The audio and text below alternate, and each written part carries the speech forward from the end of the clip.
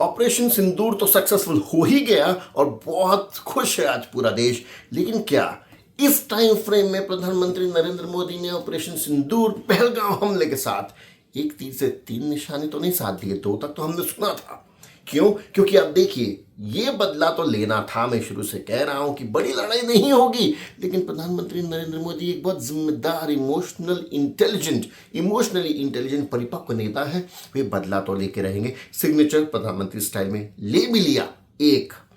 दूसरा, इसी के साथ का सेंसस लॉन्च कर दिया गया। बहुत बड़े विवाद, बहुत बड़े क्रेडिट की जो होर्डिंग लगती, उससे बचते बचाते जहां विपक्ष को भी बहुत संकुचित, बहुत ही सीमित तरीके से अपनी बातों को रखना पड़ा। तीसरा, इसके साथ कहीं ना कहीं आपको नहीं लगता कि बिहार की प्रधानमंत्री नरेंद्र मोदी और भाजपा की जीत पक्की हो गई?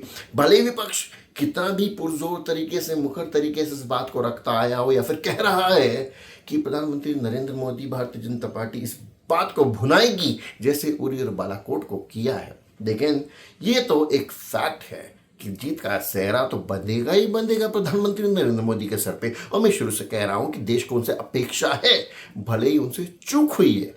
और इसके साथ मुझे लगता है एक और बहुत नई पॉलिटिक्स भारतीय जनता पार्टी, केंद्र सरकार, प्रधानमंत्री नरेंद्र मोदी, जो उनकी ऑलमोस्ट समझ जाना चाहिए कि लास्ट टर्म है, थर्ड टर्म है, वो ये है कि आप देखिए, जैसे ही पहलगाम हमला होता है, प्रधानमंत्री नरेंद्र मोदी की केंद्र सरकार ने सारे विपक्षी दलों को एक साथ लेके एक बैठक करी, उन्हें आश्वासन दिया कि हम कुछ करेंगे। इसके साथ जिम्मेदारी से ऑल पार्टी मीट में स्वीकार भी किया कि लैप्स तो हुआ है, इंटेलिजेंस फेलियर तो हुआ है, we accept, but we are committed कि हम एक निर्णायक बदला लेंगे। अब उसके बाद प्रधानमंत्री मोदी ने अपना यूरोप का आगामी दौरा भी कैंसिल किया। जिस तरह से वे सऊदी से अपना दौरा छोड़ के आए थे, अब यूरोप का टूर छोड़ दिया है, उसे स्थगित कर दिया है। और 8 मई को यह बताया जा रहा है कि ऑल पार्टी मीटिंग होगी।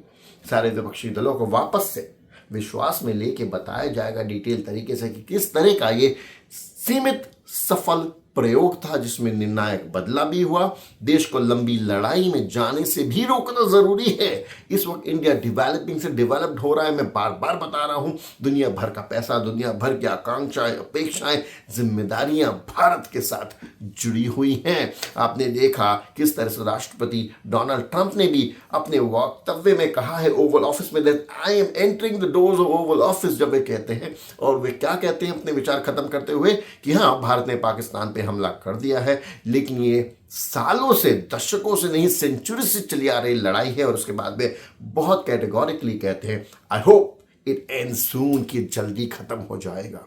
उन्हें भी अपेक्षा थी और वे कह रहे हैं इट वॉज एक्सपेक्टेड। तो बहुत जिम्मेदार तरीके से भारतीय सरकार ने, भारतीय सेना ने इस पूरी घटना को अंजाम दिया। आपको क्या लगता है, क्या ये एक तीर से तीन निशाने साध दिए हैं भाजपा ने? और उसके साथ ही जब भाजपा बार बार विपक्ष को साथ लेके हर निर्णायक मोड़ में पहलगाम में रख रही है, इंफॉर्मेशन के साथ, विश्वास के साथ, उनको पूरी जिम्मेदारी के साथ सब कुछ सूचित किया जा रहा है। ऑन द कॉन्ट्ररी, विपक्ष कह तो रहा है कि सरकार के साथ है, लेकिन आलोचना भी कर रहा है। तो क्या ये उसका एक तोड़ निकाल के, क्योंकि definitely you would agree with me, प्रधानमंत्री नरेंद्र मोदी एंड बीजेपी की मार्केटिंग का तो कोई डेफिनेटली तोड़ नहीं है। देखिए ना, अभी संकेतों का कितना सुंदर प्रयोग हुआ है जब हम सिंदूर की बात करते हैं, या फिर हम उन 2 महिला आर्मी ऑफिसर्स की बात कर रहे हैं जिन्होंने आके पूरी सूचना दी है। तो डेफिनेटली मार्केटिंग, इवेंट, पूरी सूचना, प्रसारण, पूरा का पूरा जो आप कार्यक्रम करते हैं, full proof by BJP. Do you think इससे भी देश में लोगों में एक मैसेज जाएगा कि सच में प्रधानमंत्री नरेंद्र मोदी सबको एक साथ लेकर चलना चाहते हैं, चलना समझते हैं सही है, और वे कर सकते हैं? What do you think about it?